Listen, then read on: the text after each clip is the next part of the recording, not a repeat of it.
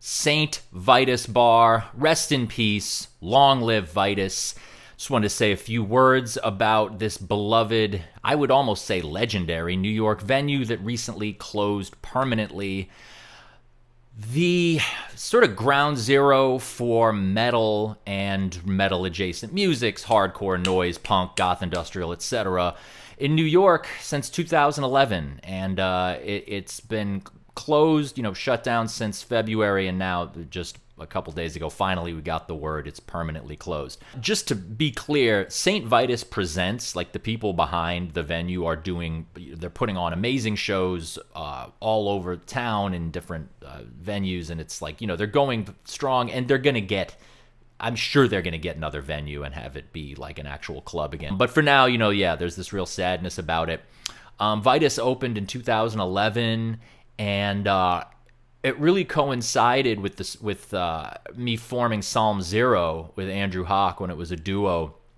A lot of the early shows that Psalm Zero played were at Vitus. That time, the scene in New York that we were playing with that really played a lot at Vitus, it'd be bands like Krallis, Liturgy, Artificial Brain, Pyrolatris, Yellow Eyes, Couch Slut, Piran.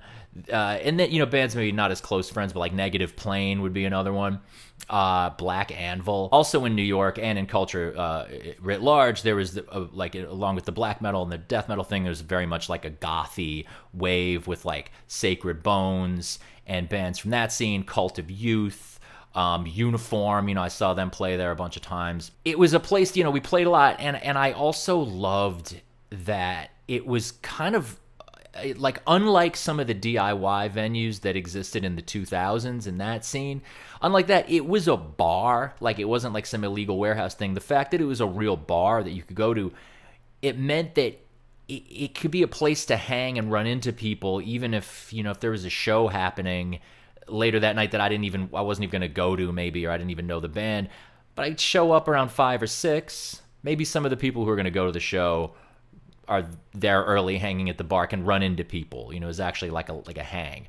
It's a good place to bring a date, especially like some normie who doesn't know about metal or something. You show her, like, oh, welcome to this thing. You're like, ooh, fun, spooky, dark. Great place to bring an out-of-town friend, whether it's a metal person or just someone who's like, show me something that's unique to New York that they don't have other places, Duff's was great and is great, Duff's and Lucky 13, these are the more old school, kind of more like purely old school blue collar kind of metal bars. Vitus was a little different though, because it kind of had like a slicker, sleek vibe to it, like this sort of updated current vibe, and yet was never like a hipster thing. The guys who founded Vitus, Artie Shepherd and George Suletis, these and the booker, who's really the guy I know the best, is Dave Castillo. These are hardcore guys. They come out of New York hardcore originally, but are deep metal guys as well. But as far as like the bands that I knew who Artie Shepherd was. I still don't really know Artie, but like I knew who he was in high school because he played in this band Mind Over Matter, who was metalish but very much a New York hardcore band. Hardcore in New York always like overlaps with metal a lot. I mean, it's like the most metallic. Probably the most metallic hardcore scene in the history of hardcore. Hardcore kids who grow up tend to be very good small business owners. I know something about that discipline and the community thing is makes for good business, and they're just really likable, straight up dudes that you can trust, and just the realness. You just felt the realness of Artie and George and Dave.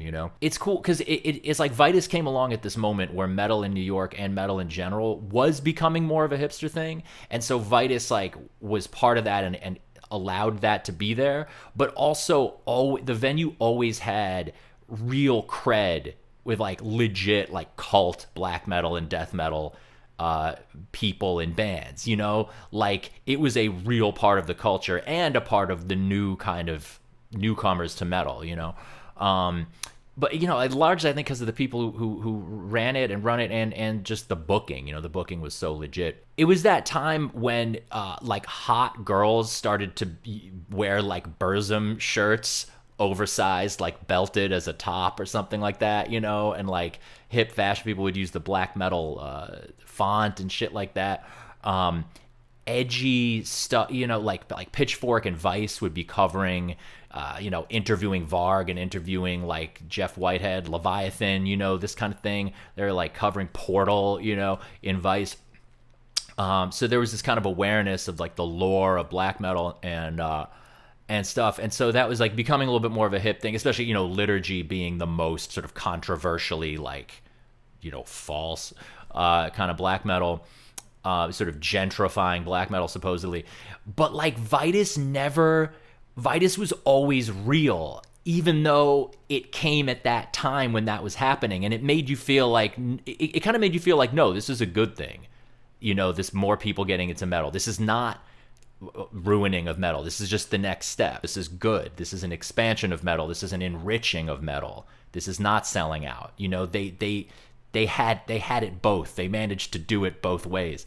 The closing of Vitus, man, I feel like Vitus, okay, it's not quite CBGB status. It's not on the level of CBs. It just, I mean, as far as how long it was around and the scenes that it spawned, you know, but it is on that level of like just a classic New York club that really meant something and will continue to mean something. But that venue, its closing means a lot more than the closing of other venues that I grew up with. And you know, it's like when I say legendary, it has this respect, not just in New York, but like around the world actually, because there would be bands that would play at Vitus, like huge bands. Like, so we're talking, I mean, if you've never been there, we're talking about like a 300 capacity club. Megadeth would play like a secret or not so secret, but, you know, only industry people could get in, obviously, you know, 300 people. But like, you know, Megadeth would play there almost just as like a symbolic thing of like, we approve of what this is, you know. We heard about this place, we love it. Nirvana played there. Yeah, what Vitus did is kind of, they almost did like the impossible. The way they managed to ride lines of like just the decor itself, right? It's like super dark, like black, right? And some red and shit. And like, you know, there'd be like the inverted cross door handles, like stuff like that, right? But not goofy. You know, it wasn't like spooky haunted house. It was like authentic but welcoming. They, you know, were very specific in their mission of like, we want this to be an inclusive place where people can come together and hang, and it's about community, right? Community is very much like a hardcore thing, right? Black metal is very much about like elitism, misanthropy, and this solitary sort of tormented thing. It's like not about, you know, everyone's invited. But somehow you could go and you might be watching one of these black metal bands or death metal bands. It's like a little bit more on the evil side. You know, you might be watching, I don't know, like Impetuous Ritual. And yet, you know, even though that's like a bad vibe, it was able, like the vibe of the venue could be inclusive of this vibe of exclusivity. And, you know, those kind of bands that were all evil and like fuck inclusivity and fuck community and whatever, they still didn't think that Vitus was like cringe and corny and false. Like everyone agreed that Vitus was just real as hell, like by anyone's metric. If you take someone like me who's like deep on metal, right, but not deeply in the scene in the 2000s, so there'd be a lot of bands that I love and know about, and the kind of underground metal bands that would play at like a 300 cap venue. And a lot of those bands that would come through Vitus, I might not have heard that they were playing otherwise, because maybe I don't follow them on social media or whatever, you know? But Vitus would be like this funnel, since any band of this certain level of underground kind of weirdo metal, like you knew they were going to play there. So it was like this, it would like funnel it to my attention. And I end up seeing a lot of bands that, you know, I maybe knew about, but wouldn't have really known that they were playing. And also finding out about bands that I did not know about. Really quick, I'll just reminisce on a few of my favorite shows that I ever saw there. Portal in 2015, amazing. They rarely tour the States. I don't even know if they tour that much at all. I can't remember which helmet he had on. I think it was the clock one. I remember having this realization of how feminine Portal was the pageantry of Portal, this like sort of femininity. In 2012, I Hate God. That was an amazing show I saw at Vitus. It was with the old drummer. He died not long after that. All due respect to the newer drummer after, him, but it was just the feel, man, to be in the room with that feel in this relatively small room, it was packed out. I took some methadone that night. My only time ever doing that drug. I've never been an opiates or a downers guy. Really not my trip. But at that time, I was kind of garbage head-ish for a little bit. So yeah, I took some methadone, but that was halfway through the set. So I know that the shit was deep. I know that it was really deep. I wasn't just grooving because I was on drugs, But then it's like I was drinking the methadone. I ended up throwing up, and it was not. That ended up being not the best night. Definitely not the best time in my life. That's what's funny, actually, is because Vitus, like 2011 through now, my time really hanging at the old Vitus was not the best time in my life. Kind of a bad time. Or old school, like first part of Psalm Zero, me and Andrew running around with a drum machine and a fucking 8-ball. Bad times. But Vitus made it better. Vitus at least was like a wholesome aspect to that time. 2015, a show that I set up there that I'm very proud of was Psalm Zero, Liturgy, and Mivos Quartet. Who else but me? And where else but Vitus are you going to see that? Yeah, it was sick, man. This was Psalm Zero with a drummer. We had Hank Steamer on drums. And it was, the craziest, Mivos Quartet, if you don't know them, they're like a state-of-the-art, world-famous, world-class, modern classical music, new music, contemporary music, classical string quartet. And they played a piece by Sam Pluta, electroacoustic stuff, like string quartet and electronics, highly amplified. And Mivos, they're not part of this scene at all. They don't, Vitus, well, now they do know more about metal. At the time, that was, it was like an exotic thing to put together. And they knew what they were doing. They were like, we're going to play the most brutal piece in our repertoire, and we're going to play it as loud or louder than Psalm Zero or Liturgy. And they kind of brought the house in. They kind of blew us all away. It was actually hard to follow Mivos Quartet after playing that Sam Pluta piece. Because just the high end, it was so piercing and abrasive, and there were people there that did not know them, did not know that kind of music. People there were there for Liturgy and Psalm Zero, and that's what an eclectic bill is all about. And you have to have the trust of a venue to put something like that together. Dave Castillo, the booker, he's my boy, and we had a relationship, sort of in on the ground floor with Vitus, and he trusted me to put that together. Trusted that bill to work, and that means a lot. It was great. 2014, Virus from Norway played. They're not really metal. They're just rooted in black metal because the guy is rooted in that scene originally, dissonant angular rock with very weird Scott Walker-esque vocals. So that was with Acrolim, Mick Barr solo, Dysrhythmia featuring Colin Marston, and Garyon, which is Nick and Lev from Krallis. So it was like all the Krallis dudes' other projects. That was such a homies show, this sort of like low-key semi-micro legend Virus, and then just the homies. On a purely musical level, probably the best show I ever saw at Vitus was Bolzer in 2017. That's another band. They tour the States sometimes, but not a ton. It's like the sweet spot between death metal, black metal, and then I don't know what you want to call it, stoner groove, kind of like High on Fire-esque. They've got to be one of the most masculine bands ever, Seeing Portal, I was like, wow, this is a lot more feminine than on record. And then Bolzer was just like, this is men. It's one of those bands I wonder if they didn't play Vitus, if Vitus didn't exist, now that Vitus doesn't exist, the venue itself, would the same number of people come see them at a different venue? Maybe they would, I don't know. But sometimes I wonder if these bands, also just the reputation of Vitus, if even just playing in New York at all, if they are maybe unsure they're going to even do it, and then the existence of Vitus kind of maybe inches it over the line of like, yeah, we're going to do this. I feel like there must be some extent to which that was true. As far as great stuff from the past decade at Vitus, I got to give it up to two promoters who did festivals there regularly. One is this guy, Stefan Raduda.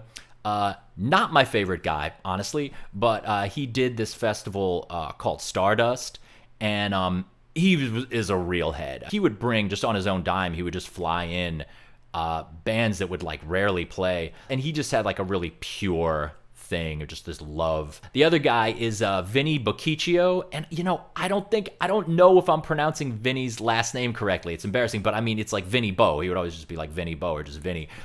Best dude, love Vinny. And he puts he has this group called Signature Riff, like a promotional group. He did a bunch of gigs at Vitus with his festival called Martyrdom. Martyrdom were fucking awesome. I found out about some bands just by wandering into that festival that I didn't know about. Probably the sickest being Malthusian. I had never heard of or even heard Malthusian until I went to Martyrdom and from Ireland, Malthusian.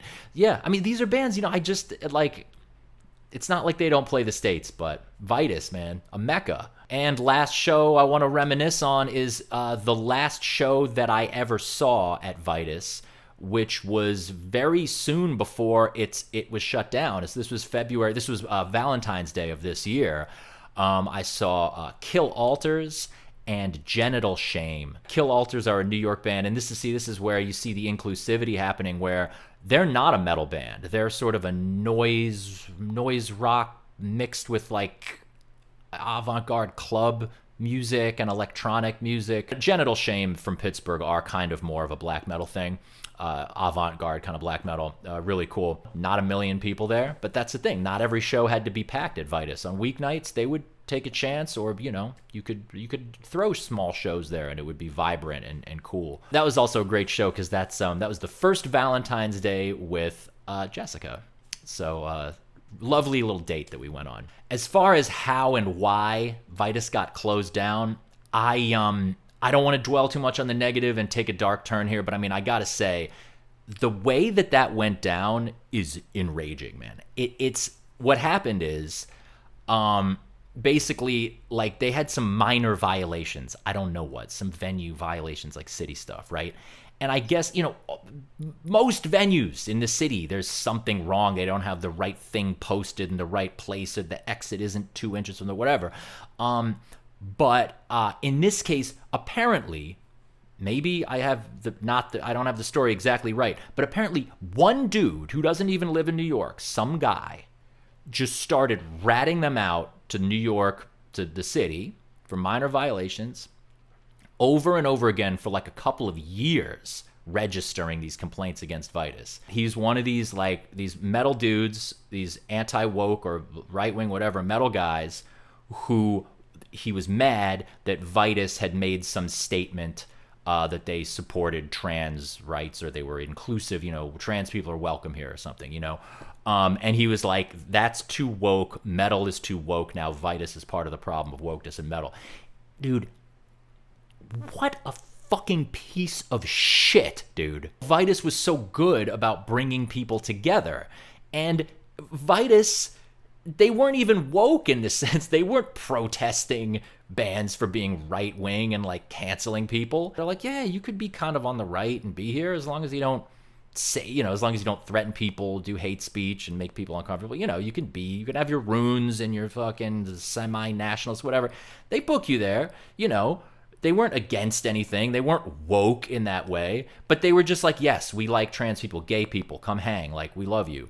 And that was, for this person, was not acceptable. I mean, that level of homophobia, transphobia. It's a minor soapbox. I just wanted to put that as a minor soapbox because you'll hear me on this channel trashing Antifa and saying how stupid it is that they protest Death in June shows and they get shows shut down and do stink bombs in a black metal show because the politics are too right-wing. And yes, that sucks. Yes, that does suck. Antifa's stupid. But like, this is real cancel culture, man. Real cancellation of this fucking one asshole literally getting the venue shut down because he hates trans people. Very bad. Very bad. Anyway, enough of the negative. Just, beloved venue, legendary venue. The vibe continues. George and Artie and Dave, they're doing great shows. I was going to say they will rise again, but they're already risen. I mean, they're coasting and doing great stuff. And, I'm working with Vitus Presents on the Extra Life return show to New York in November 20th at TVI. As far as getting a new venue, they're going to get it. They know what they're doing. If they made such an unlikely, beautiful thing happen in the first place, they can make it happen again somewhere else, all right? But as far as the classic 1120 Manhattan Avenue space goes, we loved you. We had a decade plus of beautiful experiences there, and I'll never forget it.